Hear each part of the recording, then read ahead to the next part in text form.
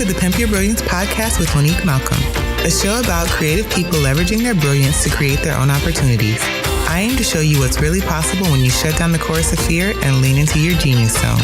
You can learn more about this show and subscribe for updates by visiting keepchasingthestars.com/podcast. Hey Star Chasers, this episode of Pimp Your Brilliance is brought to you by the Visionary Journal. The Visionary Journal is a goal-setting guide, mini vision board, and day planner. It provides a simple structure to help you break your goals into actionable steps that you can integrate into your daily life. For more information and to order your own copy of the Visionary Journal, visit keepchasingthestars.com/Visionary Journal. This is episode 20. For more information and for show notes, you can find them at keepchasingthestars.com/20. Hey guys, welcome back to another interview. And today I'm chatting with Maureen Vázquez of Pipsticks. And if you've never heard about Pipsticks, you guys, it is a subscription sticker club. I mean, how amazing is that? Such a neat idea. I had the opportunity to meet her at Alt Summit earlier this year, and I just loved their booth. I had a chance to talk with her, and I just thought the idea of a sticker club sounded really, really cool. And one of my goals for this show is to make sure I'm spotlighting businesses that are outside of the box that I think are cool and I think more people should know about. So definitely Pipsticks fit the bill. So I'm really excited about this interview. She shared a lot about how she got started and the idea behind Pipstick. You know, she talked about how it is to run a subscription service and some of the important things that people need to know and be aware of when you're doing a product-based business. And overall, she just talked about how passionate she was about her product and how it's about more than stickers, and she's building community and connecting people. And I really just loved her enthusiasm about her business and her product as a whole. So I think that will come across in this interview. So I can't wait for you guys to hear all the things that she had to share. Grab your pen and a notebook and let's dive in. Hey, Maureen, welcome to the show. Hey, thanks. It's great to be here. I am so excited to have you. And I know I say this every single show, but truly, I really am excited to have you on the show because as I mentioned, I don't know anybody else who does the business that you do. And I think it's super neat and it's really, really niche. So I want to get started by you giving us a bit of your background. Tell us who you are, what you do, and how you got started. Sure. Well, my name is Maureen Vázquez, but I go by Mo, and I'm so excited to know that you share a nickname because I never meet a Mo. But I am a child of the 80s, and I've been a lifelong sticker lover.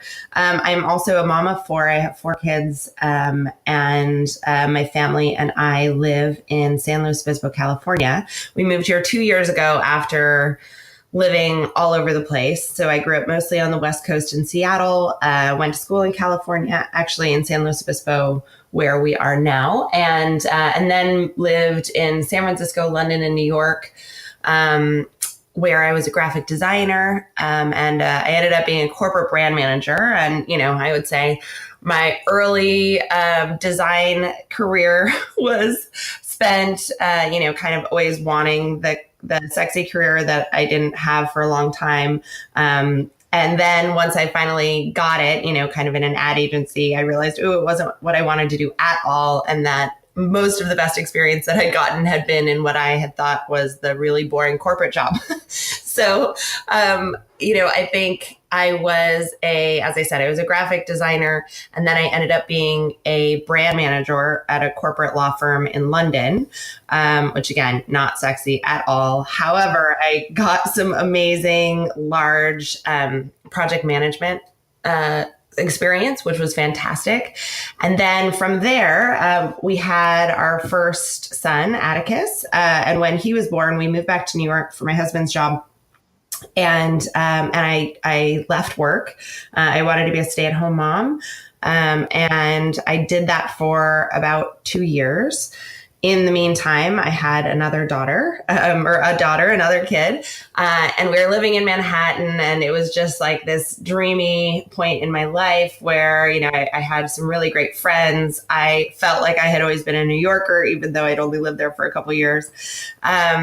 And I was just loving life. But I realized one day I went to design a wedding invitation for a friend, and I hadn't done any design work in a couple years. And I'd always been crafty, and kind of I loved cooking and designing our apartment, and I would always find creative things to do in my kind of life at home. But it wasn't until I totally sucked at designing this wedding invitation for a friend that I realized that I really needed to kind of exercise my creative brain and keep my hand in design at some level in order to be happy. And honestly, it's funny. I just had a conversation with somebody the other day, and they said, was it because you wanted to go back to work? And in complete honesty, it wasn't. I loved being at home with our kids, and I really wanted to do that. But I think the ego in me thought, I can't be a crappy designer. So I'm going to go back and do this just to keep my hand in it so I can, eventually go back to work and do what I want to do. And so that led to me doing some freelance design, primarily for moms who were getting back into work or starting their own companies. And so I did a lot of that for about a year, which was brilliant because it was, flexible, and I could do it whenever I wanted to. And it was kind of the amount of time that I needed to be able to be at home full time. And then I just kind of got bored. So I think, the creative spark happened, and I was really excited. And then I entered the period of time where I was loving being at home with the kids, but I was also really loving being creative. And as you know, as soon as you get creative, like the ideas just start coming. So it's like I could turn them off, which is a problem I always struggle with. But so I battled with kind of what the next step for me was. And I had always wanted to have my own business. And in my 20s, I thought about doing a few different businesses and realized that I always just kind of felt like it wasn't the right idea, and that I had a really big idea coming, and I would just wait for it. So that's what I did. And in 2014, at this point, we had another child. So I had 3 kids very much back to back in Manhattan. And we had our third son was about 6 months old. And I was talking to a friend about, what I might like to do, next. And I said, I really thought it was time to start a business, keep it really small, and try and scale it slowly so that when the kids were in school, I could do it full time. And she said, okay, well, what are your ideas? And the first one that I told her about was a subscription sticker club. And I had the idea because, again, I had always loved stickers growing up. And they held like a super special place in my heart as a child of the 80s. And I know other people had that, but more than that, as a mom, I never had enough stickers. And living in the city, it was always a schlep to take 3 kids out shopping. And so I didn't, even though I probably had the best access to stickers in New York, I didn't have the opportunity to get out of the house to actually get them when I needed them. So I thought it was a really great opportunity. So, the 2 of us over a margarita kind of did some back of the envelope math on, what would be required to get it started up. And I went home that night and I was so excited and told my husband, who was not, it was not a new thing for me to tell him my business ideas. They came probably a couple a day and he always shot them down. He's a total realist and brilliant. We're a perfect pair in that sense. But, I told him the idea and, we talked it through a bit and he said, this is a really good idea. So I started, again, in the evenings, looking into it, setting up my business, setting up the website. And I'm sorry, I know this is kind of a long story, a long story of how I got into it, but I think it's a pretty funny one. So I plan to launch in June of 2015.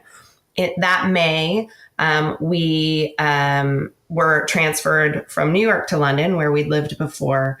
And so I decided instead of launching in June, I would do a beta test. So I planned to do a beta test from June to September and launch in September, which is what I did. And so I launched in September of 2014 and grew Pipsticks, I would say, pretty quickly over the next 6 months. The other minor detail in there was that the day we moved from New York to London, I had a little surprise positive pregnancy test. So Indiana was born like, 9 months later or whatever. So about 4 months after launching the business, Indiana was born. So it was a moment where I had 4 kids, 5 and under, and this business, which I was so excited about and so passionate about. And it was being really, really well received. So at that point, I went all in and kind of did what I could in the time that I had to do it. And then the project that my husband was brought out to London for was shut down, and we were looking at moving back to New York with all of the kids going into winter. And we had the crazy idea that instead of doing that, we should, throw all the chips in and move somewhere sunny and have him join me at Pipsticks. So that's what we did about 2.5 years ago. And from then on, we've been all in Pipsticks. I'm very much not a stay-at-home mom anymore. And we've grown the business that way. Goodness. I mean, there's so many things you touched on that I want to ask you about, but I guess my first question is like, why did you decide on a subscription service instead of just like selling just stickers? Like, why were you so convinced that it needed to be a subscription service? Well, I think it was right around the time. I mean, I should know the timeline exactly. It was probably a year or two after Dollar Shave Club launched. Mm-hmm. And I remember watching, their video that went viral and thinking it was cool and just a good idea. And, I don't know. I think the idea of getting mail and snail mail was really interesting to me because that was always something that I had loved as well. And it was really sad to me that our kids would never really experience getting mail like we had growing up. And so that was really a component that I wanted to include. So I think it was a combination of it made sense from a business perspective. It's a pretty compelling business model. But also, I wanted the experience to be getting like the best thing in the world in the mail and being able to expect it once a month and being able to look forward to that surprise and that treat. You just made me think of something. Did you get Highlights magazine as a child? Oh my gosh, yes. Well, I did. I did for my birthday one year for my grandparents. I think we never got magazines because they were too expensive. But it's so funny now. I think about magazine subscriptions and how it was like the best thing ever. The best. Oh, I got 17 magazine when I was like 14, and I still remember most of the covers of 17 magazine. Oh my gosh. It's so funny now that you say that. And I guess because of electronics and just how we are with technology now, like there's not that huge desire to get things like that in the mail. But you're right. Like magazines, that was like a big thing. Like if I could convince my mom like to get me Teen, like 17 or any of those like teeny bopper magazines. And if she agreed, it was like, oh my gosh, you're like the best mom ever. It was a super score. Definitely. That's so funny. I never thought about that until just now. Yeah. So tell me, so now you have this business. It sounds like, and correct me if I'm wrong, so the business was pretty successful like from the beginning. Successful, no. I mean, depending on who you ask. For me, it was very successful because people loved the idea. So at the very beginning, obviously I had no budget. I had no money to work with. And so I was reaching out to mom bloggers. It started as a product for kids.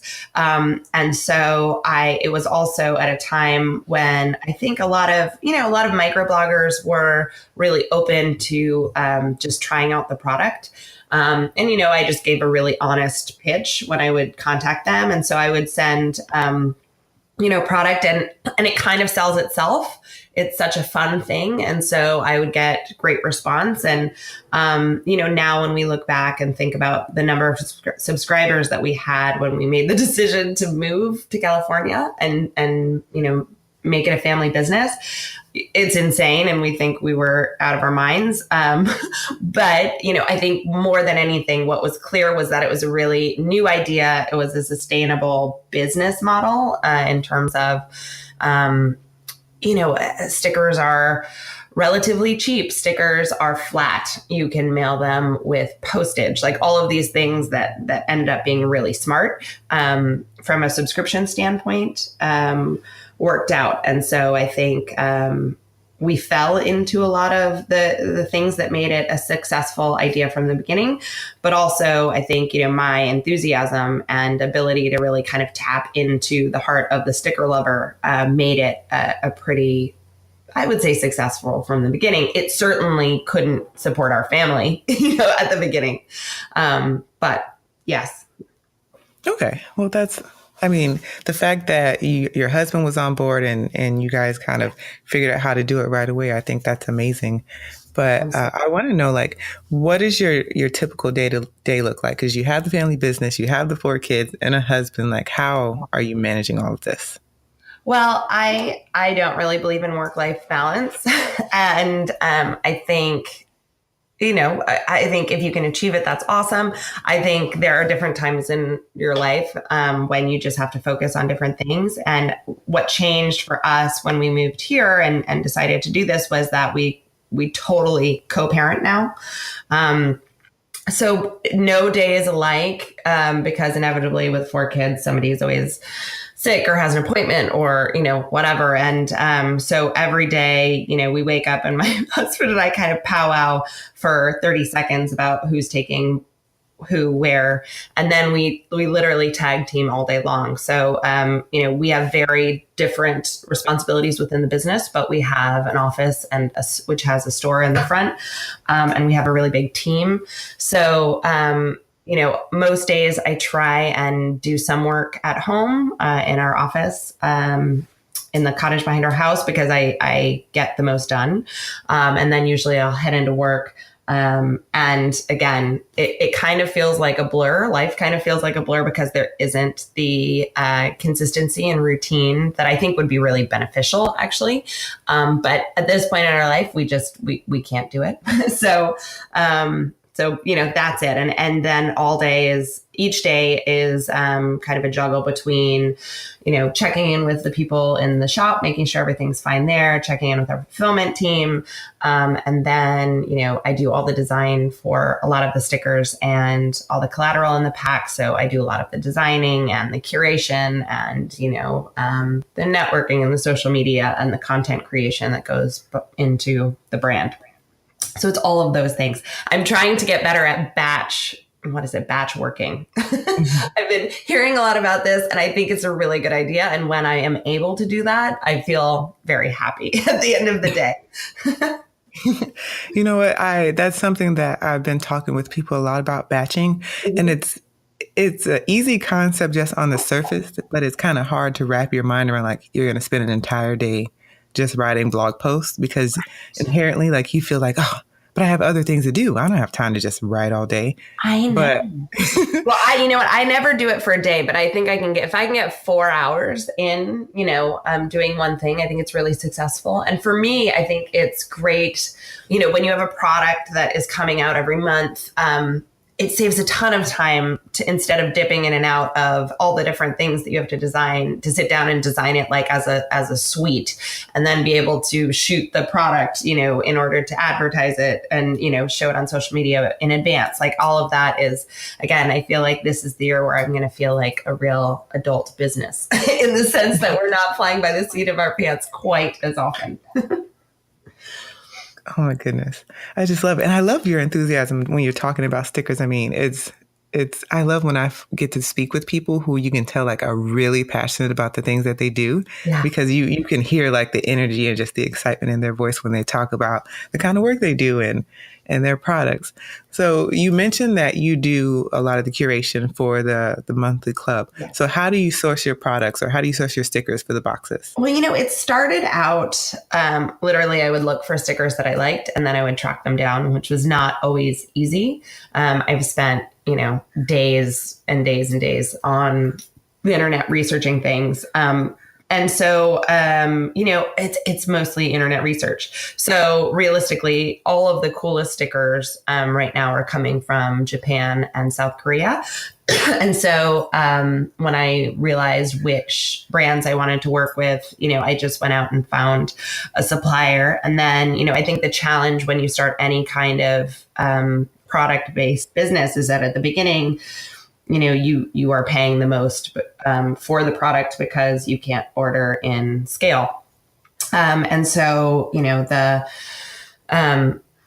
that was something we had to work with, and I had to work with in terms of cash flow at the beginning. And I just, again, I've always created a product that I would want. And so obviously it had to have a margin that would allow us to make money. But for instance, when we got better and better rates as we were able to order in volume, instead of keeping the pack the same and making more money, I decided to just make the pack much better because, again, as a sticker lover, I'm just so excited about being able to bring stickers from Japan that people in the States would not have access to their mailbox every month.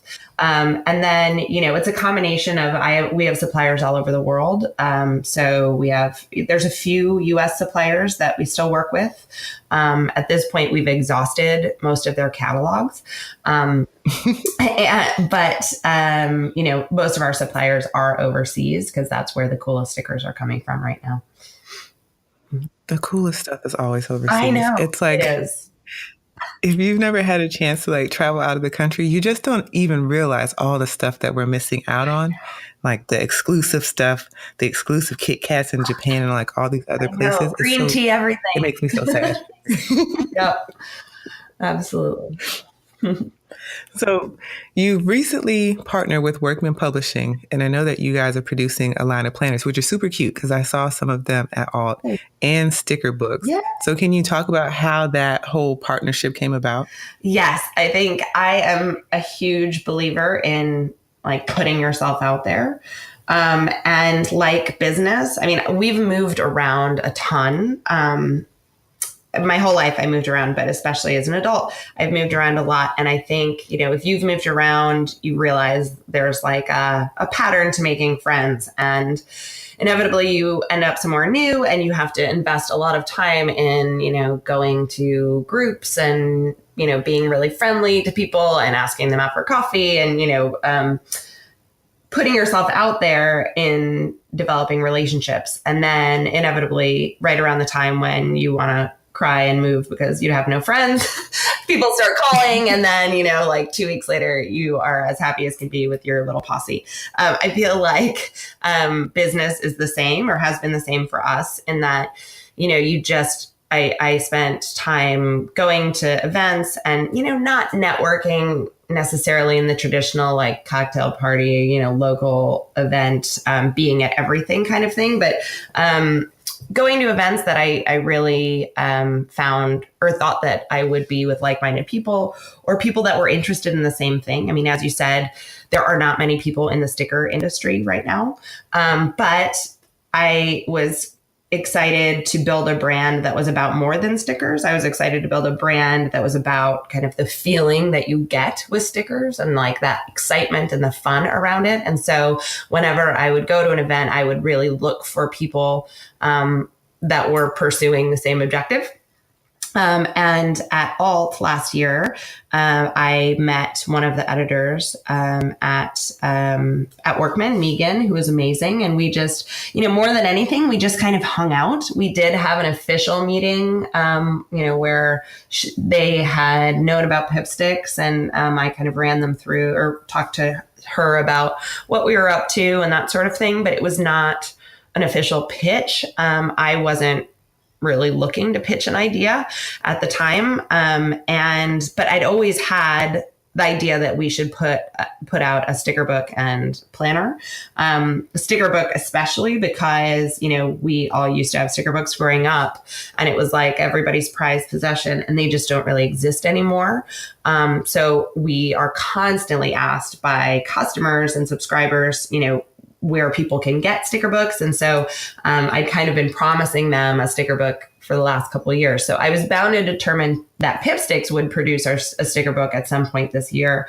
And, I kind of mentioned that. And then we talked about different industry trends and what I thought was going on. And then the following month, I was at PlannerCon in San Francisco. It was the first ever PlannerCon. And Megan sent her boss, Susie, who's the head publisher at Workman, out to the event, really to get more information on the industry and kind of meet people that were excited about it.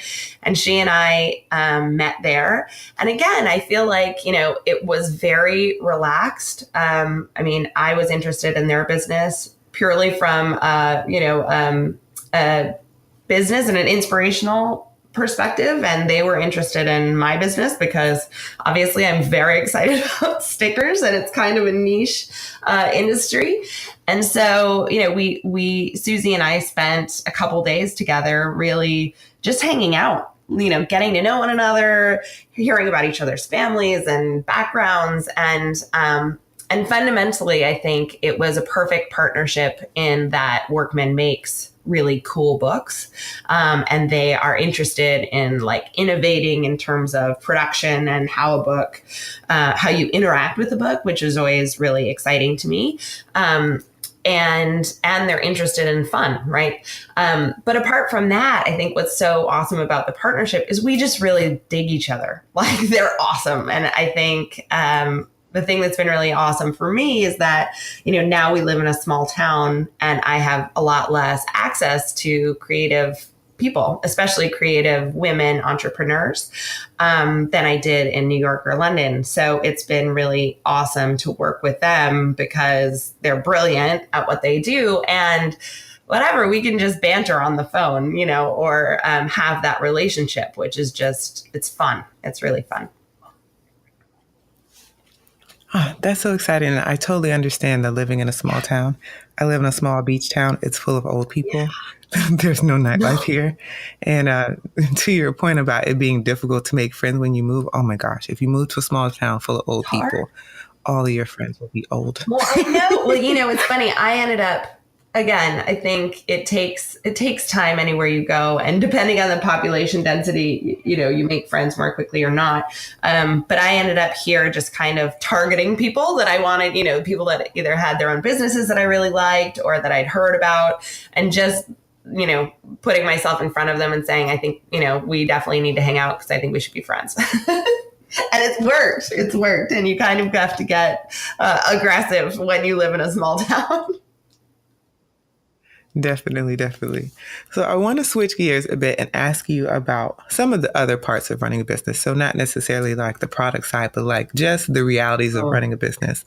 And one thing I like to, I hear the groan because we all know that there's, having a creative business in front of the public, it looks amazing. It's beautiful. We have beautiful Instagrams and we're showing the best light, but behind the scenes of businesses, it can be really difficult. And I want to always make sure I highlight that so people don't think that we're romanticizing the idea of go out and create a business. So what do you feel are some dark sides of running a business that you wish more people knew about or discussed? It's a really good question. I think you've heard this before, but I think the relentlessness of it can be stressful. It's kind of like having kids in that you're never really off. And I think, that's really exciting on one hand, but I think you have flexibility as a business owner, but not in the way most people think, I think you're really tied down. And I think that's tricky.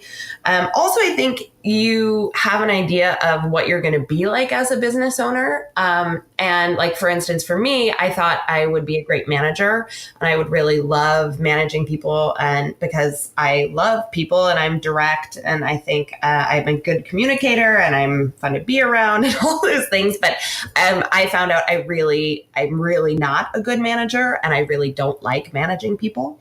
And I think you have to discover these things about yourself when you're already knee deep in having employees or, whatever it is that you have to get through. And oftentimes, I think the great advice is figure out what you're good at and outsource everything else.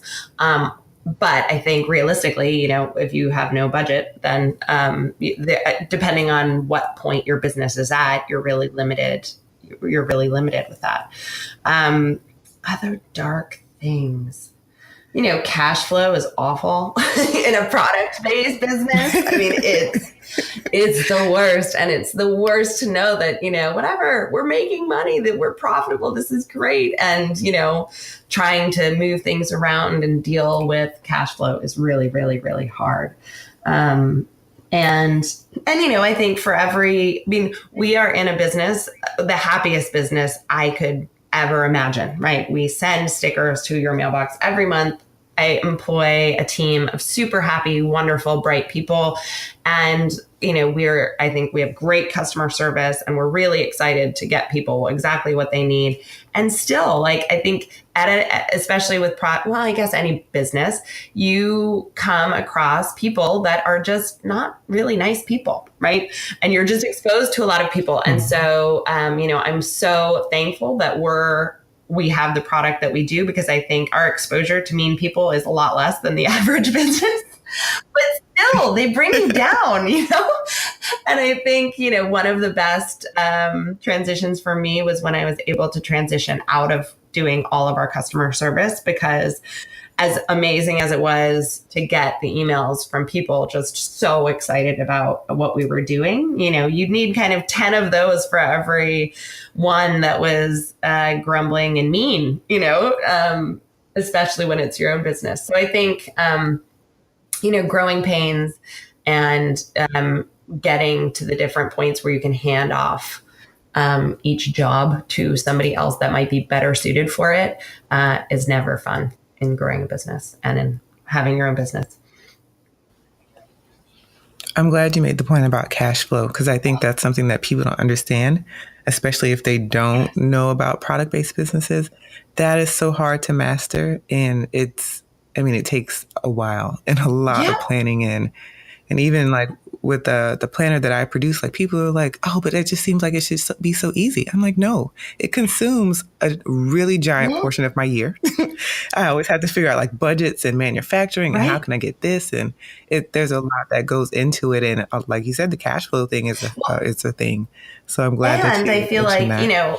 I used to hear that and think, oh, that's, they're probably not running their business well. But no, I mean, people that have giant, really successful established businesses to small businesses. I mean, it's an issue for everyone, and it's a real challenge.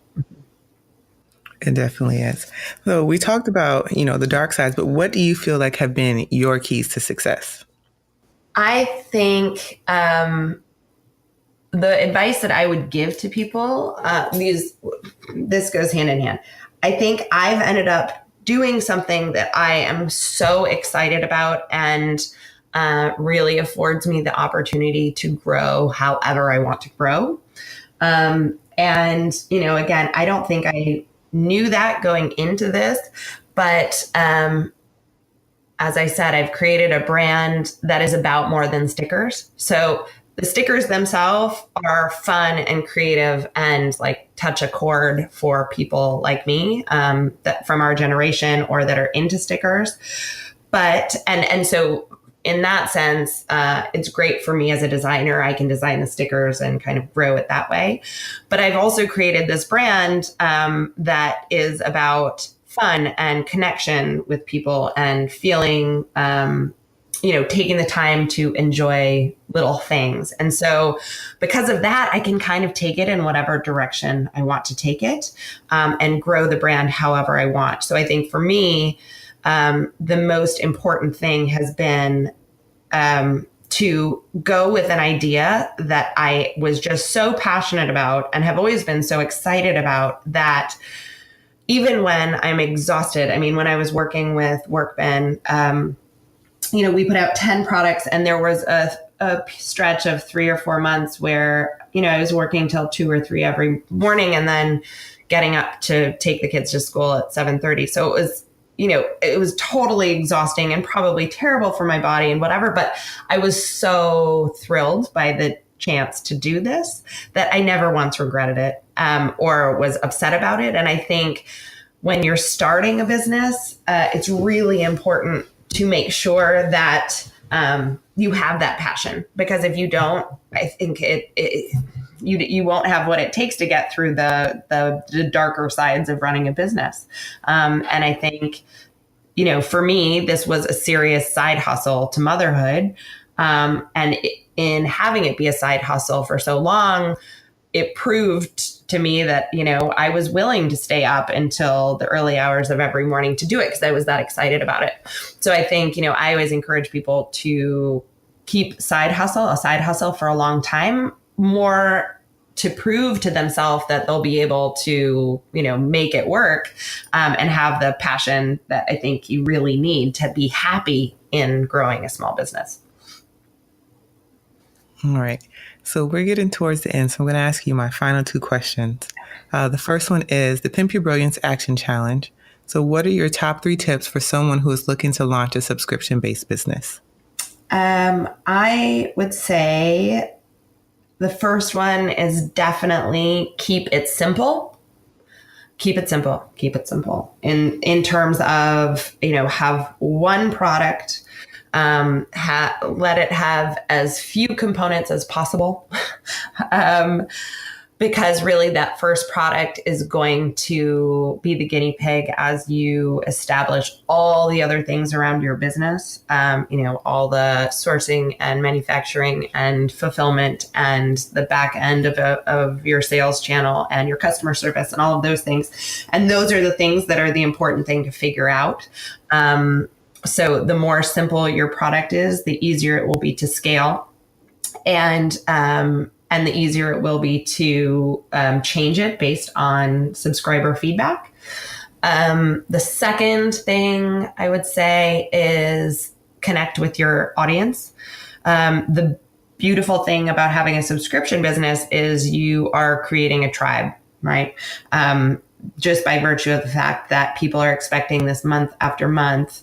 You have the advantage that you kind of have this captive audience, and the more you can make it feel like a tribe and a club, the more successful I think you'll be overall, and the more connected you'll feel to your subscribers, which is super, super important.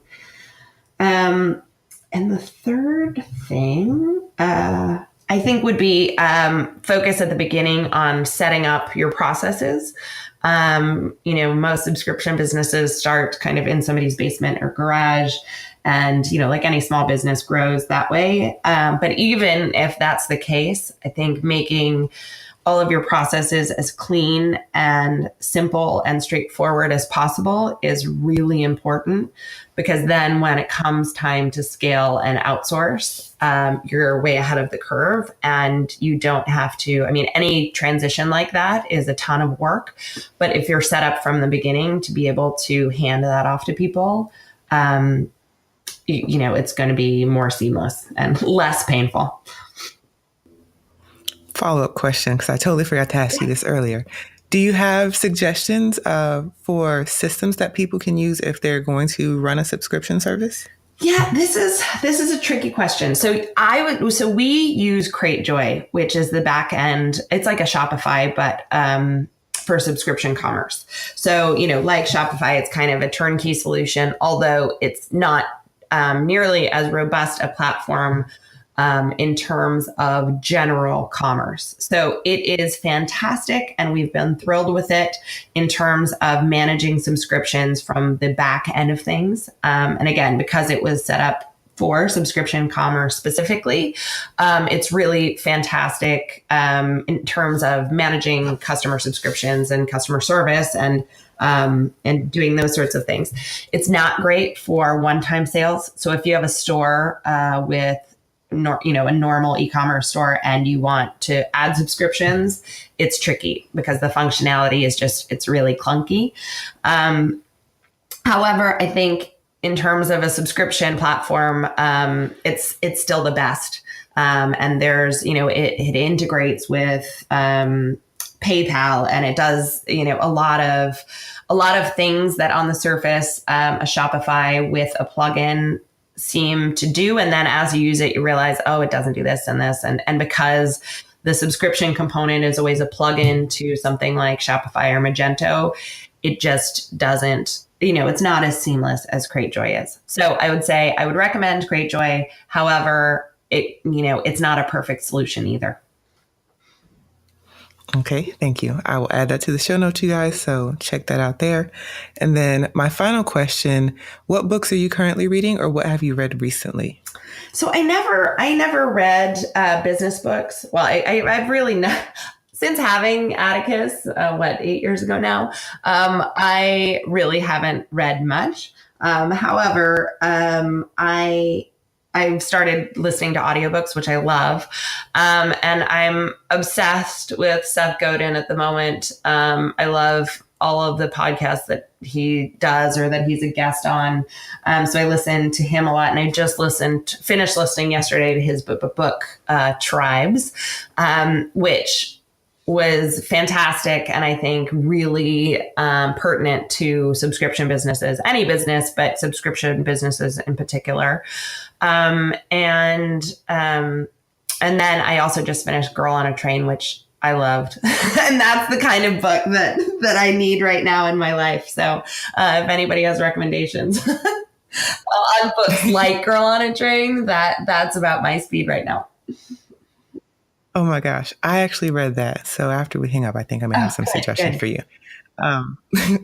But yay, this was really great. Like I said earlier, I love your enthusiasm about what you do, and it's just wonderful. And I feel like you gave a lot of insight and advice about running a business and subscription business and how you're kind of making this all work. So thank you again for coming on the show. And that's it for this week's episode. Thanks so much for listening. If you love the show, make sure you grab the Be Brilliant guide where I share the keys to success for my most popular guests. Download it at keepchasingthestars.com/brilliant. Now go out there and pimp your brilliance.